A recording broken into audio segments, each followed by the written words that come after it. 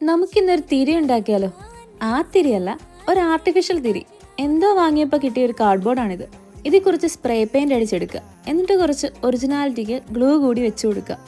അകം പൊള്ളയാണെന്ന് ആരെയും അറിയിക്കാതിരിക്കാൻ മുകളിൽ കവർ ചെയ്ത് കൊടുക്കുക. ഇത് വെട്ടി ഒട്ടിച്ചു കൊടുക്കുക. ഇത് ഒട്ടിച്ചില്ലേ ഇരിക്കും കേട്ടോ, കറക്റ്റ് സൈസ് ആണെങ്കിൽ. പിന്നെ ഒരേ കളറിലിരിക്കാൻ അതിനും പെയിന്റ് അടിച്ചു. പിന്നെ തീനാളങ്ങളും കൂടി ഇരിക്കട്ടെ. ഏത്? ഒറിജിനാലിറ്റി. അങ്ങനെ കൊച്ചു കൊച്ചു സാധനങ്ങൾ വെച്ച് ഡെക്കറേറ്റ് കൂടി ചെയ്താൽ തിരി റെഡി. ഇനി ക്രിസ്മസിന് ഫയർ അലാം പേടിച്ചിരിക്കണ്ട, എത്ര എണ്ണം വേണമെങ്കിലും കത്തിച്ചു.